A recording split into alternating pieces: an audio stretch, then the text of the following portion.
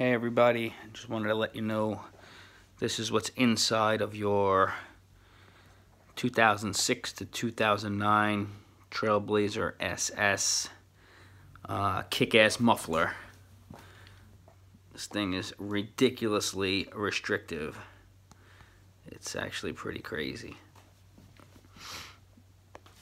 I had to cut it open and check it out. Sick, right?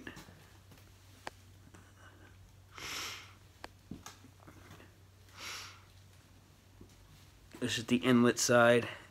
It's got to go all the way down the middle, bounce off there, come over here, go down there, go through that little hole maybe right there, come back over here, bounce across here,